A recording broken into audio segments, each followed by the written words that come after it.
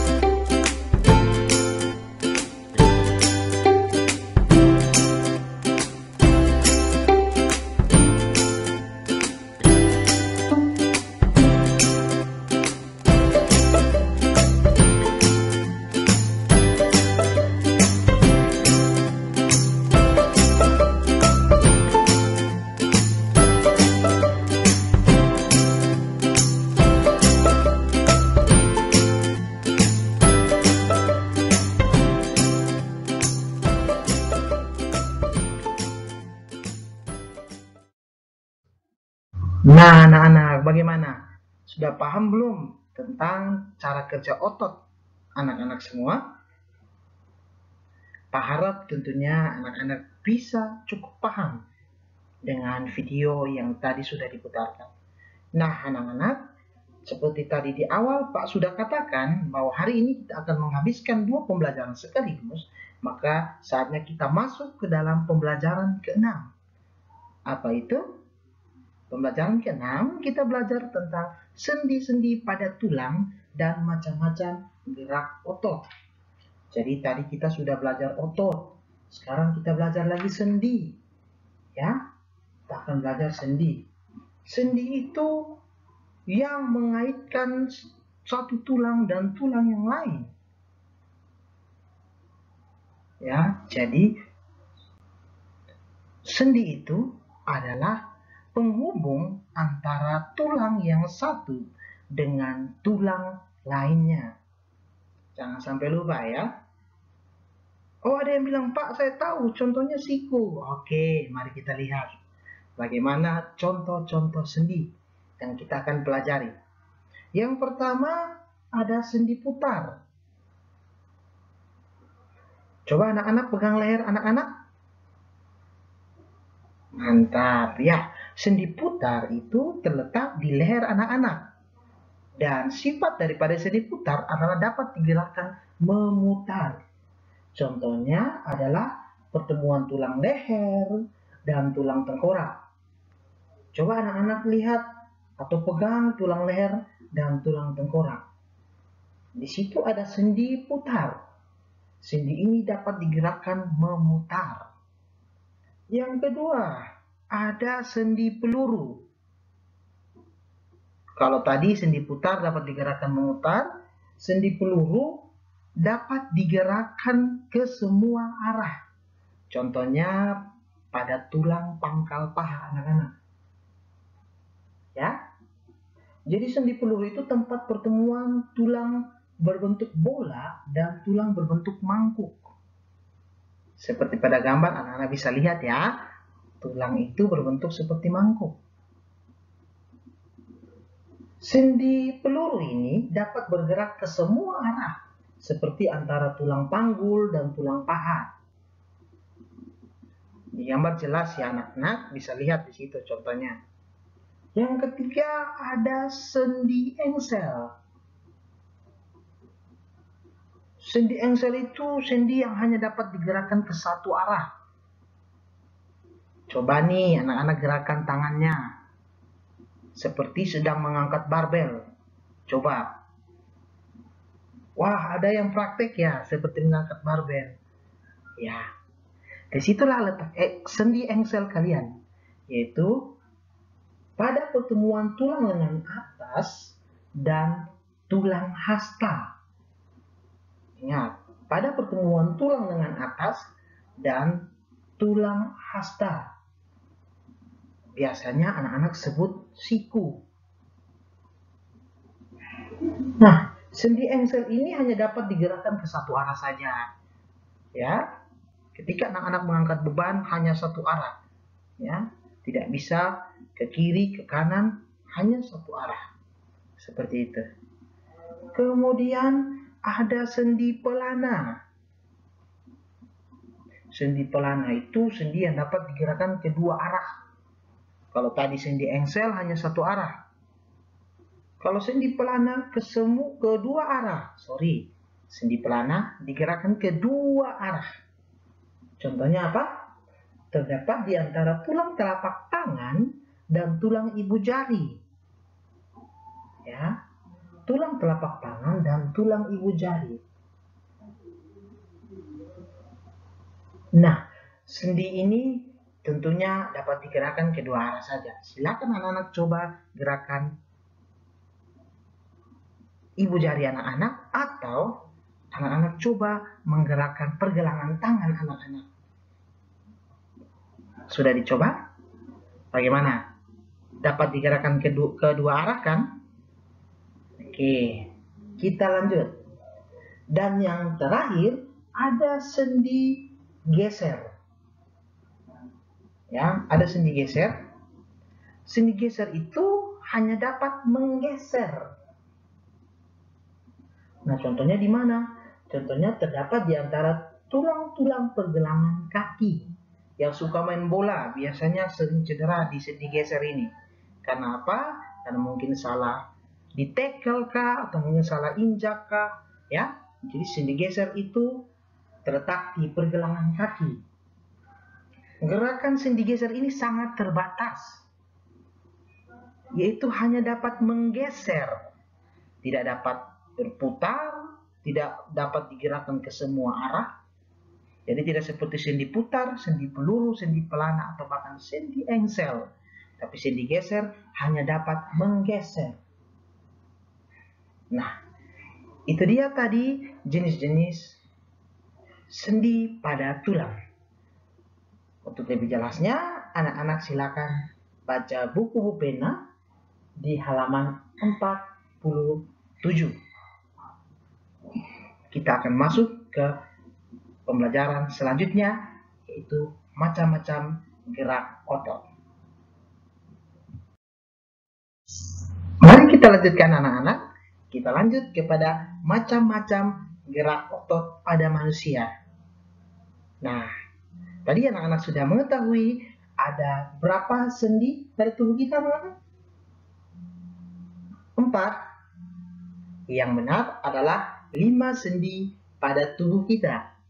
Nah, sekarang kita akan belajar macam-macam gerak otot pada manusia.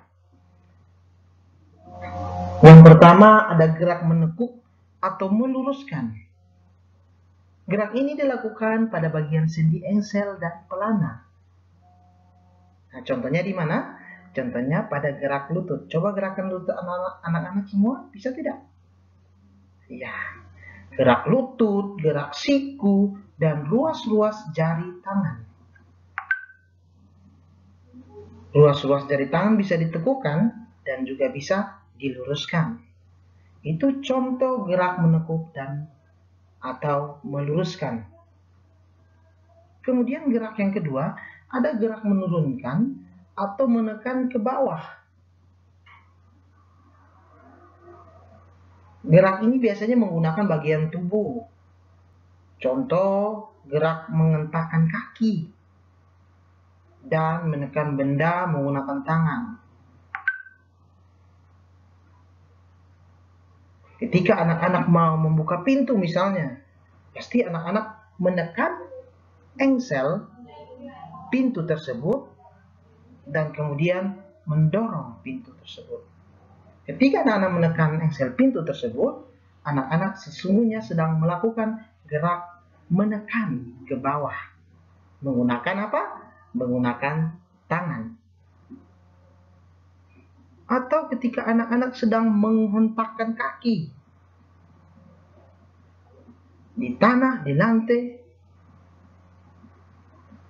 itu sebenarnya adalah anak-anak sedang melakukan gerak menurunkan atau menekan ke bawah.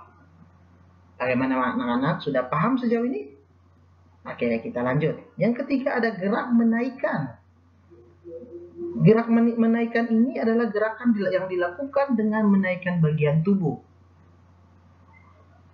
Contohnya saat kita menguap. Pernahkah anak-anak menguap? Pasti pernah semua ya, hampir rata-rata, hampir setiap hari menguap. Apalagi saat belajar di kelas. Pasti sering menguap, bukan? Oke. Jadi saat anak-anak menguap, anak-anak membiarkan mulut terbuka. Nah, saat mulut terbuka itu disebut dengan gerak menaikkan. Dan kemudian mulut akan kembali tertutup. Berikutnya ada gerak memutar.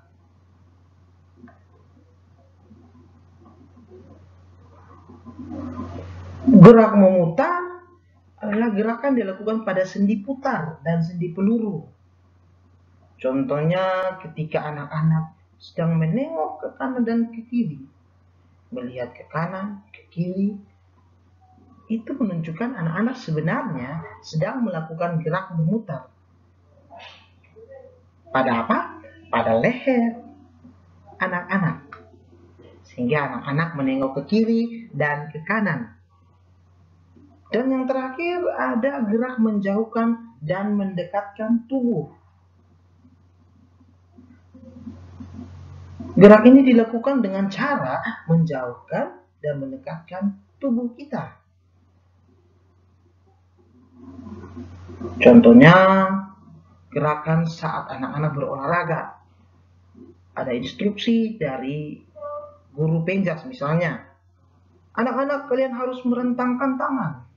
Rentangkan tangan, gerak. Ketika merentangkan tangan, anak-anak sedang melakukan gerak menjauhkan dan mendekatkan tubuh.